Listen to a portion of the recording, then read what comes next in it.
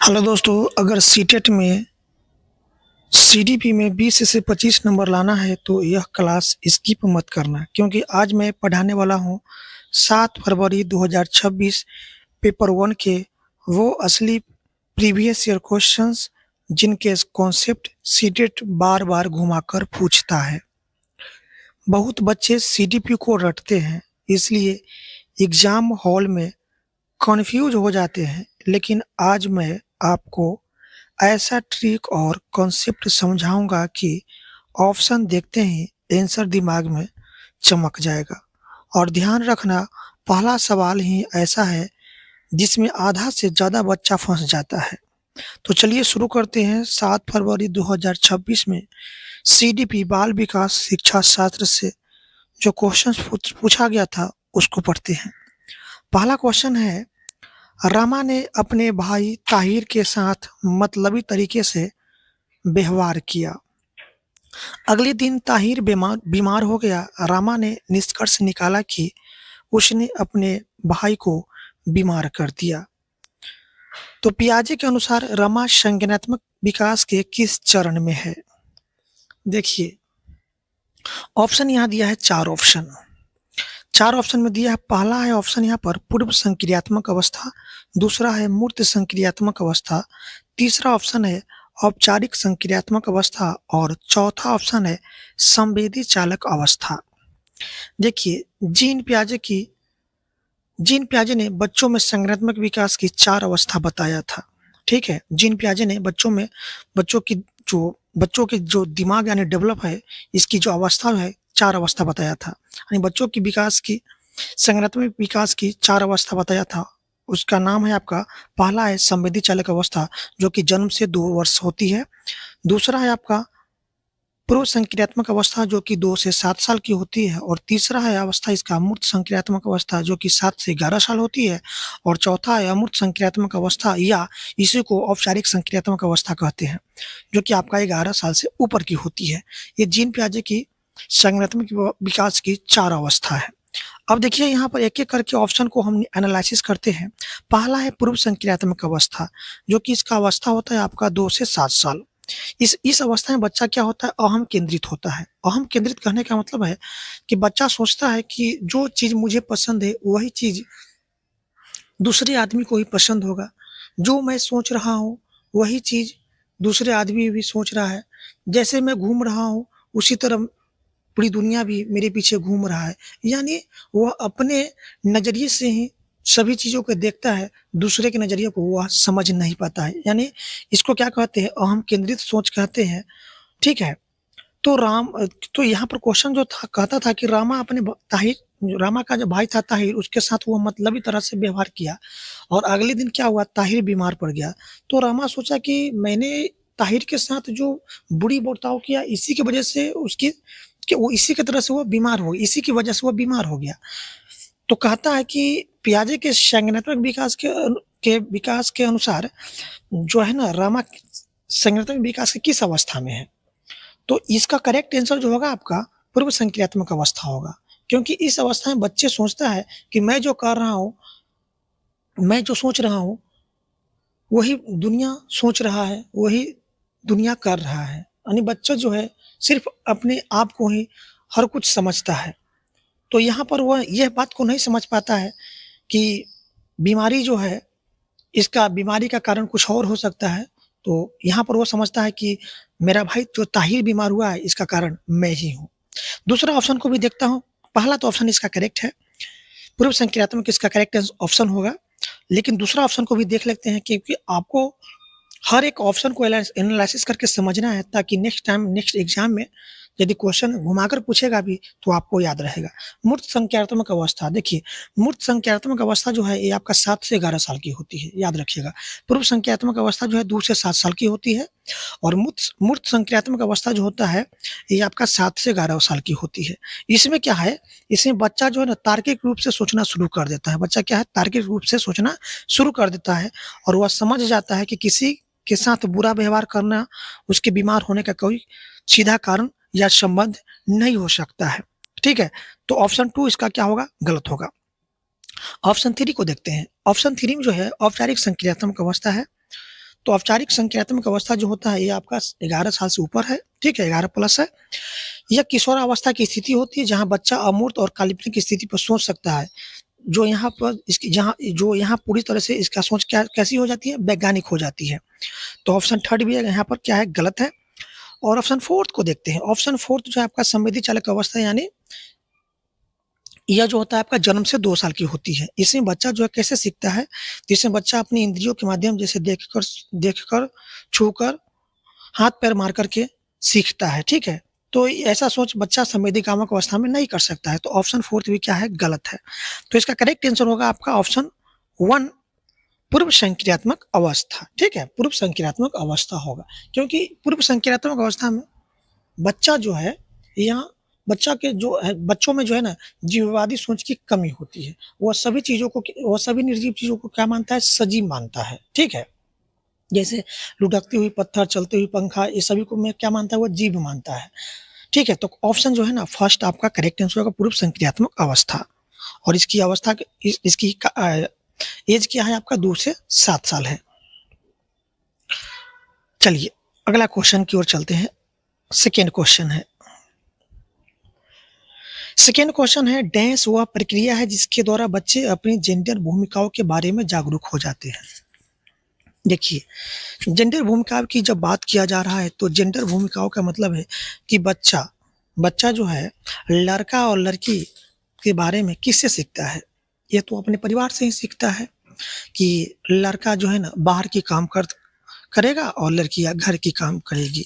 यह बात बच्चा किससे सीखता है? वो अपने परिवार से सीखता है, अपने समाज से सीखता है। सबसे पहले तो अपने परिवार से ही सीखता है कि बेटी जो है ना पराय धन है और लड़का जो है ना वह बाहर की काम करेगा और लड़कियां घर की काम करेगी, ठीक है? लड़का जो है ना रोता नहीं है, लड़कियां रोती है। तो ये सारी बात बच्चा किससे सीखता है? वो तो अपने परिवार से सीखता है, ठीक है? तो जेंडर भूमिकाओं यानी बच्चा जो है लड़का और लड़की के बीच अंतर करना जो है ये किससे सीखता है? तो वो अपने समाज, परिवार, तो सबसे पहले तो अपने परिवार से ही सीखता है, ठीक है? तो यहाँ पर ये जो क्वेश्चन कह रहा था, आपका क्वेश्चन कह रहा है आपका कि डैश वह प्रक्रिया है जिसके द्वारा बच्चा अपनी जेंडर भूमिकाओं के बारे में जागरूक हो जाता है। पहला ऑप्शन को देखते हैं, एक-एक ऑप्शन को टटोलेंगे, एक-एक ऑप्शन को चीर-फाड़ करेंगे।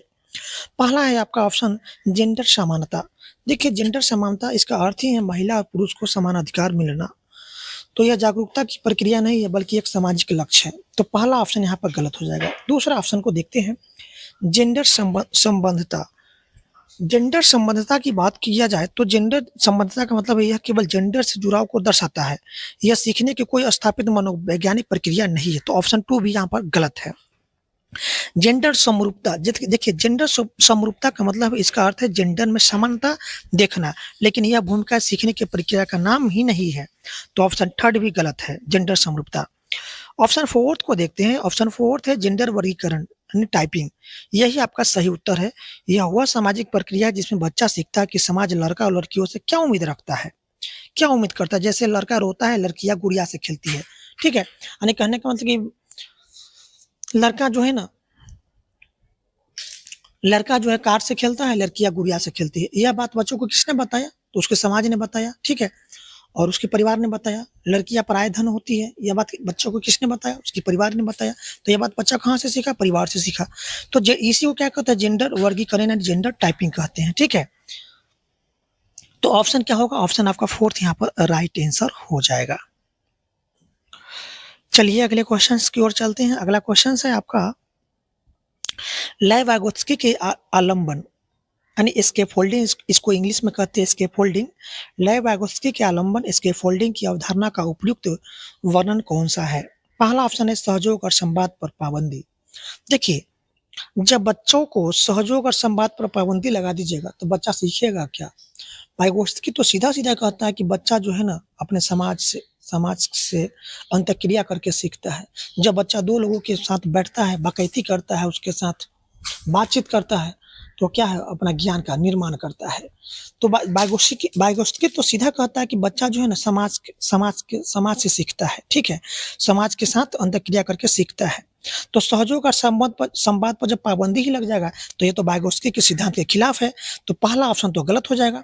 दूसरा ऑप्शन को देखते हैं, उत्तरों को निष्क्रिय रूप से उतारना। अरे भाई, यदि आप बोर्ड पर लिख दोगे और बच्चा कहोगे निष्क्रिय रूप से उतार लो, तो क्या यह ऑप्शन सही होगा? नहीं, नहीं।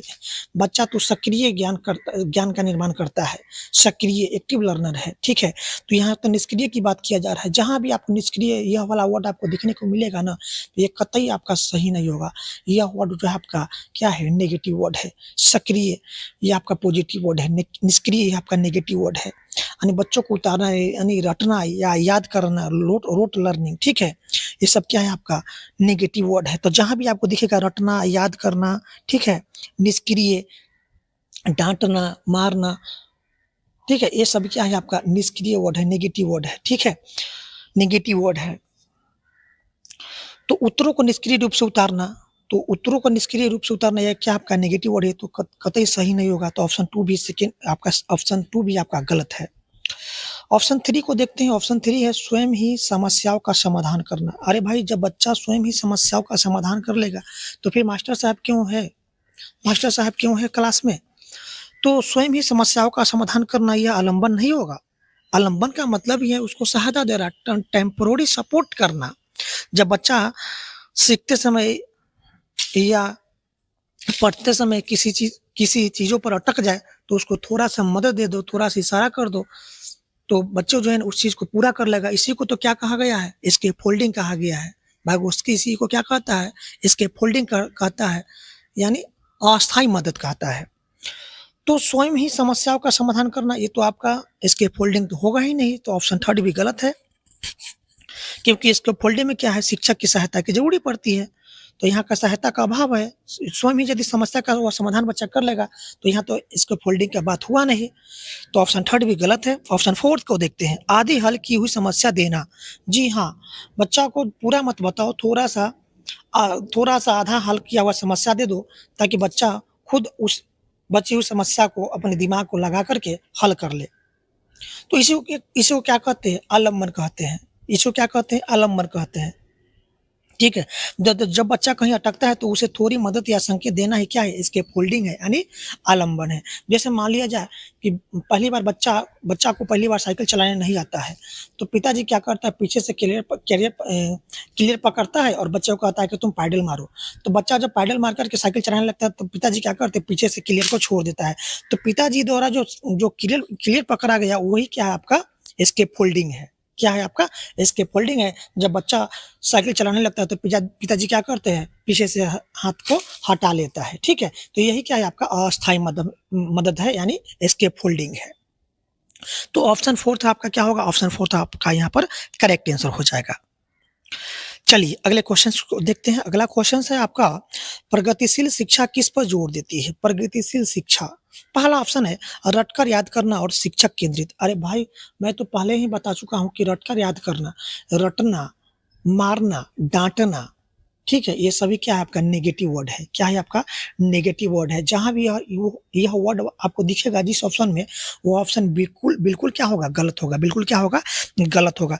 तो रटकर याद करना और शिक्षक केंद्रित। अरे भाई, शिक्षक केंद्रित नहीं, बाल केंद्रित होना चाहिए। शिक्षक केंद्रित नहीं, बाल केंद्रित होना चाहिए। यानी शिक्षा जो है ना, बच्चों के लिए बना है, ना कि बच्चा शिक्षा के लिए बना है। शिक्षक केंद्रित नहीं, यानी मास्टर जी ही अपना बकैती झाड़े और बच्चा चुपचाप बैठकर सुने। शिक्षक केंद्रित नहीं, बाल केंद्रित होना चाहिए। बच्चों को यहाँ आज़ादी होनी चाहिए बोलने के लिए, पूछने के लिए। शिक्षक केंद्रित नहीं, बाल केंद्रित होना चाहिए। तो पहला ऑप्शन जो है ना, गलत है। रटकर याद करना और शिक्षक केंद्रित नहीं, रटकर याद करना नहीं, शिक्षक केंद्रित नहीं, बाल केंद्रित होनी चाहिए। तो पहला ऑप्शन गलत है। यह पुरानी शिक्षा पद्धति है, जहाँ छात्र केवल सुनते थे। प्रगतिशील शिक्षा में जो है ना, ये बात नहीं है। प्रगतिशील शिक्षा कहता है कि शिक्षा कैसी होनी चाहिए? बाल केंद्रित होना चाहिए, और बच्चे को वहाँ पर पूछने की पूरी आज़ादी होनी चाहिए, ठीक है? तो पहला ऑप्शन क्या है? गलत है। ऑप्शन 2 को देखते हैं, मानकीकृत परीक्षण और सख्त पाठचर्या। अरे भाई, मानकीकृत परीक्षण का मतलब है कि जो बच्चा तेज है और जो बच्चा कमजोर है, सभी को एक ही डंडे से हाँकना, सभी के लिए एक ही तरह का प्रश्न को देखना, प्रश्न को देना, और एक ही तरह के प्रश्न पूछना। ये क्या है? आपका मानकीकृत परीक्षण है। और सख्त पाठचर्या, ये तो बिल्कुल खिलाफ है आपका किस ये तो बिल्कुल खिलाफ है आपका। कौन खिलाफ है इसका? प्रगतिशील शिक्षा इसके बिल्कुल खिलाफ है। ये तो आपका प्रगतिशील शिक्षा तो आपका लचीलेपन की बात करती है, ठीक है? सख्त पाठ्यचर्या की तो बात करती नहीं है, तो ऑप्शन 2 भी क्या होगा? गलत होगा। क्योंकि सभी बच्चे एक समान है नहीं, तो सभी बच्चों को आप एक समान क्वेश्चन पूछ नहीं सकते हैं। कोई बच्चे तेज है, कोई बच्चे कमजोर है। तो ये बच्चों में क्या है? व्यक्तिगत भिन्नता होती है। सभी बच्चे एक समान होते नहीं है। तो मानकीकृत परीक्षण और सख्त पाठ्यचर्या, ये भी आपका ऑप्शन क्या होगा? सेकंड ऑप्शन ये भी आपका गलत है। देखिए, जहाँ भी मानकीकृत लिखा रहेगा ना और सख्त पाठचर्या, ये वर्ड जो है आपका मानकीकृत वर्ड जो है आपका नेगेटिव है, याद रखिएगा। मानकीकृत वर्ड जो है आपका नेगेटिव है। जहाँ भी मानकीकृत वर्ड आपको देखने को मिलेगा ना, समझ जाना वो ऑप्शन गलत होगा।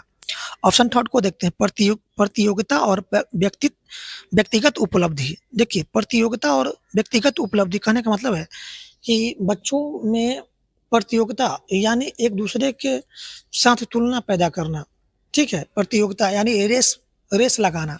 जैसे कहने का मतलब है कि जो बच्चे कमज़ोर है और जो बच्चे तेज़ है, वो दोनों के बीच में तुलना पैदा करना, प्रतियोगिता। अरे छोटा बच्चा है, तो बच्चा छोटा है तो उसके छोटे बच्चों को नौकरी के लिए नहीं पढ़ाना है, छोटे बच्चों को ज्ञान के निर्माण के लिए पढ़ाना है, ज्ञान के लिए पढ़ाना है। तो दो बच्चों के बीच में लेबलिंग यानी प्रतियोगिता नहीं कराना है, ठीक है? तो प्रतियोगिता और व्यक्तिगत उपलब्धि का मन कहने का मतलब है कि छोटा बच्चा को नौकरी के लिए नहीं नहीं बल्कि उसको ज्ञान के लिए पढ़ाना है, ठीक है?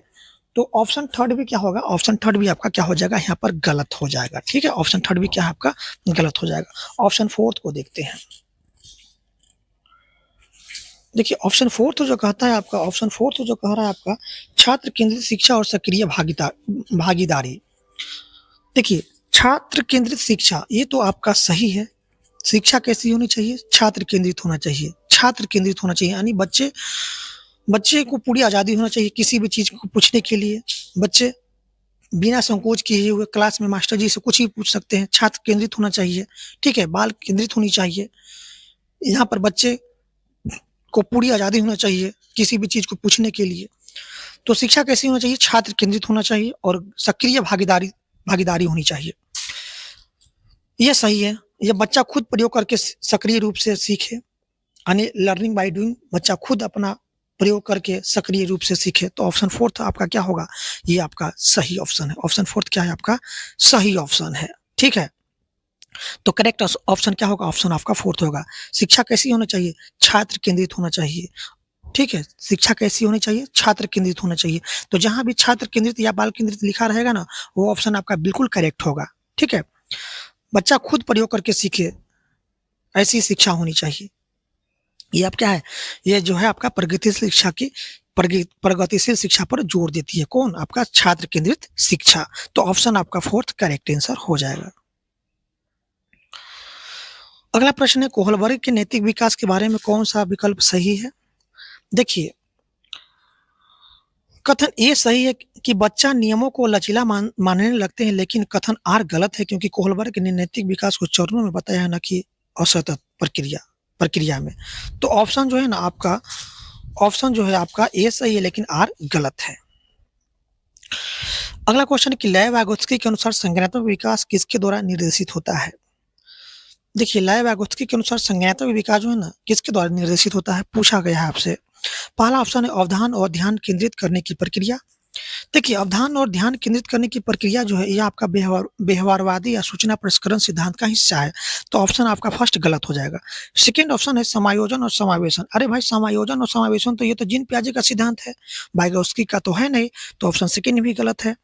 ऑप्शन थर्ड को देखते हैं। ऑप्शन थर्ड है सकारात्मक और नकारात्मक पुनर्वलन। तो सकारात्मक और नकारात्मक पुनर्वलन जो है आपका स्किनर का सिद्धांत है। तो ऑप्शन थर्ड भी गलत है। निजी वाक्य के रूप में भाषा, हाँ, निजी वाक्य यानी प्राइवेट स्पीच के रूप में भाषा जो है ना, ये वाइगोत्स्की का मानता है, यानी वाइगोत्स्की का सिद्धांत है। वाइगोत्स्की मानते थे कि बच्चा खुद से बात करके अपना दिमाग को गाइड करता है। तो ऑप्शन आपका फोर्थ क्या होगा? ऑप्शन आपका फोर्थ आपका करेक्ट आंसर हो जाएगा, ठीक है? लय वाइगोत्स्की के संज्ञानात्मक विकास किसके द्वारा निर्देशित होता है? तो निजी वाक्य द्वारा, ठीक है? निजी वाक्य भाषा के रूप में। वाइगोत्स्की मानते हैं कि बच्चा जब अपने मन ही मन कुछ बोलता है, बात करता है, तो वह पागल नहीं है, वो अपने खुद को क्या करता है? अपने दिमाग को इसे बोल कर वो अपने दिमाग को क्या करता है? गाइड करता है, ठीक है? तो ऑप्शन आपका फोर्थ क्या है? आपका करेक्ट आंसर है। अगला क्वेश्चन है, दूसरों के मनोभावों को समझने वाली बुद्धि कौन सी है? देखिए दूसरों के मनोभावों की समझने वाली बुद्धि जो है आपका पहला ऑप्शन है तार्किक गणितीय। देखिए तार्किक गणितीय जो है ये आपका अंकों और तर्कों से जुड़ी बुद्धि है। दूसरों के मनोभावों को समझने वाली बुद्धि से तो ये है नहीं। तो तार्किक गणितीय या अंकों और तर्कों से जुड़ी बुद्धि है, तो ऑप्शन आपका फर्स्ट गलत है। आपसे पूछा गया है दूसरे के मनोभाव को समझने वाली बुद्धि कौन-सा है? ऑप्शन 2 है संगीतमय या लय और ताल को समझने की बुद्धि है, तो ऑप्शन 2 भी आपका गलत है। ऑप्शन 3 है प्रकृतिवादी या जीव-जंतु और प्रकृति को समझने की बुद्धि है, ऑप्शन 3 भी गलत है। अंतर्वैयक्तिक इंटरपर्सनल हाँ, दूसरों के मनोभावों को समझने समझने वाली जो बुद्धि है उसको कहते हैं अंतर्वैयक्तिक एंड इंटरपर्सनल। यह ऑप्शन आपका सही है। इंटरपर्सनल का मतलब होता है दूसरे के बीच यानी दूसरे की भावनाओं को समझना। तो ऑप्शन आपका फोर्थ यहाँ पर क्या होगा? करेक्ट आंसर हो जाएगा।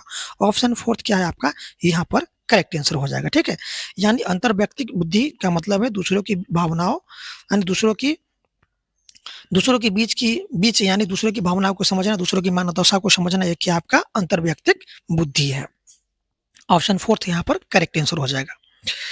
चलते हैं अगले प्रश्न की ओर। अगला प्रश्न, लड़का या लड़की होने की अपेक्षा सबसे पहले कहाँ से आती है? रिश्तेदार। अरे भाई रिश्तेदार तो बाद में आते हैं, बच्चा सबसे पहले तो घर में रहता है। तो पहला ऑप्शन गलत हो जाएगा। दूसरा ऑप्शन है पड़ोस, यह भी आपका बाहरी वातावरण है, प्राथमिक तो है नहीं, तो ऑप्शन 2 भी गलत है। परिवार, हाँ, अरे परिवार, लड़का या लड़की होने की अपेक्षा तो बच्चा सबसे पहले परिवार से ही सीखता है, तो परिवार इसका करेक्ट यानी परिवार ऑप्शन 3 यहाँ पर आपका करेक्ट आंसर होगा। परिवार ही बच्चे का पहला स्कूल है। बच्चे का पहला स्कूल क्या है? परिवार है, जहाँ वह जेंडर के शुरुआती सबक सीखता है। यानी बच्चा जो है जेंडर के बारे में सबसे पहले किससे सीखता है? लड़का-लड़की के बारे में, तो सबसे पहले तो अपने परिवार से ही सीखता है और परिवार बच्चे का पहला स्कूल होता है, प्राथमिक संस्था है। परिवार जो है ना बच्चों की प्राथमिक संस्था आपका परिवार ही है। ठीक है, तो पहला ऑप्शन जो आपका थर्ड जो है ना करेक्ट होगा परिवार। तो ऑप्शन फोर्थ को भी देखते हैं। ऑप्शन फोर्थ में मीडिया है, यह भी एक माध्यम है, लेकिन पहला अनुभव बच्चा परिवार से ही सीखता है। यानी बच्चों के पहला अनुभव परिवार ही देता है। लड़का-लड़की होने की अपेक्षा बच्चा सबसे पहले कहाँ सीखता है? परिवार से। तो ऑप्शन थर्ड जो है आपका करेक्ट आंसर हो जाएगा परिवार।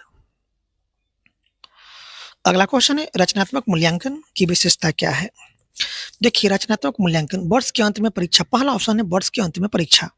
देखिए वर्ष के अंत में परीक्षा मतलब है कि बच्चा सीखा नहीं सीखा उसे टीचर की कोई जरूरत नहीं है, वो लास्ट में साल के अंत में बच्चा से परीक्षा ले लेता है और उसको पास और फेल का ठप्पा लगा देता है। इसको क्या कहते हैं? आप? समेटिव समेटिव असेसमेंट कहते हैं, यानी योगात्मक मूल्यांकन इसको कहा जाता है। वर्ष के अंत में परीक्षा, तो पहला ऑप्शन गलत है। पहला ऑप्शन गलत है, ये आपका रचनात्मक मूल्यांकन है नहीं। ऑप्शन 2 को देखते हैं। ऑप्शन 2 है मूल्यांकन मानदंड का स्पष्टीकरण। हाँ, बच्चों को क्या सिखाया जा रहा है, बच्चा क्या सीख रहा है, इसकी जानकारी बच्चों को होना चाहिए। तो ऑप्शन 2 यहाँ पर सही है, मूल्यांकन मानदंड का स्पष्टीकरण, ये आपका ऑप्शन 2 सही है। ऑप्शन 3 को देखते हैं। मात्रात्मक साधनों पर ध्यान देना, अंकों पर ध्यान देना, यानी मात्रात्मक साधन का मतलब है अंकों पर ध्यान देना। यह आपका क्या है? आपका योगात्मक मूल्यांकन का हिस्सा है। तो ऑप्शन 3 भी क्या है? गलत हो गया। ऑप्शन 4 को देखते हैं। सापेक्ष पद और श्रेणियां देना। देखिए बच्चों को लेवनिंग यानी रैंकिंग देना, ये भी क्या आपका नेगेटिव वर्ड है। बच्चों को रैंकिंग देना क्या है? आपका नेगेटिव वर्ड है। ये बच्चों में क्या करता है? तुलना पैदा करता है, जो सीखने में क्या है इसका बाधक है। ठीक है, तो ऑप्शन 4 भी क्या है? बच्चों के बीच कभी भी लेवलिंग नहीं करना है, आपको रैंकिंग नहीं करना है, वर्गीकरण नहीं करना है, श्रेणी में नहीं बांटना है। तो यह क्या है? बच्चों को बीच में क्या पैदा करता है? तुलना पैदा करता है। ठीक है, तो ऑप्शन 4 भी गलत है। तो ऑप्शन सेकंड आपका करेक्ट आंसर हो जाएगा। रचनात्मक मूल्यांकन जो है ना, फॉर्मेटिव असेसमेंट जो है, ये आपका क्या है? आपका मूल्यांकन मानदंड का स्पष्टीकरण। ठीक है, ऑप्शन 2 आपका यहाँ पर करेक्ट आंसर हो जाएगा। अगला क्वेश्चन है लेखन वैकल्प डिस्ग्राफिया जो क्या है? पहला ऑप्शन है आपका व्यक्तित्व विकार। देखिए व्यक्तित्व विकार यह व्यवहार से जुड़ा मुद्दा है, लिखने से नहीं है, तो ऑप्शन फर्स्ट आपका यहाँ पर गलत हो जाएगा। सेकंड है शारीरिक अपंगता। देखिए शारीरिक अपंगता का मतलब यह हाथ की बनावट की समस्या है, न कि दिमाग और हाथ के तालमेल की समस्या। तो ऑप्शन 2 भी यहाँ पर गलत हो जाएगा। ऑप्शन 3 को देखते हैं। अधिगमात्मक अक्षमता, इसे सीखने की अक्षमता भी कहते हैं, लेकिन यह भी आपका ऑप्शन क्या है? यहाँ पर सही नहीं है। ऑप्शन 4 को देखते हैं। तंत्रिक्रिय विकार जो है आपका, यह दिमाग की तंत्रिकाओं से जुड़ा विकार है जो लिखने के कौशल को प्रभावित करता है। तो ऑप्शन आपका फोर्थ यहाँ पर करेक्ट आंसर हो जाएगा। लेखन वैकल्य क्या है? तो यह एक प्रकार का तंत्रिकीय विकार है जो दिमाग की तंत्रिकाओं से जुड़ा विकार है जो लिखने के कौशल को प्रभावित करता है। तो ऑप्शन आपका यहाँ पर फोर्थ यहाँ पर करेक्ट आंसर हो जाएगा। तो दोस्तों बची हुई क्वेश्चंस को फिर हम नेक्स्ट वीडियो में लेकर आएँगे। तो बची हुई क्वेश्चंस को देखने के लिए हमारे चैनल मिथिलेश एकेडमी को सब्सक्राइब कर लीजिए और इस तरह की पीवाई की क्वेश्चंस को देखने के लिए हमारे चैनल को सब्सक्राइब कर लें और वीडियो को अधिक से अधिक अपने दोस्तों में भी शेयर कर दीजिए ताकि जो लोग सीटेट की तैयारी करते हैं उसको भी इस वीडियो से लाभ मिल सके। फिर मिलते हैं नेक्स्ट पार्ट में।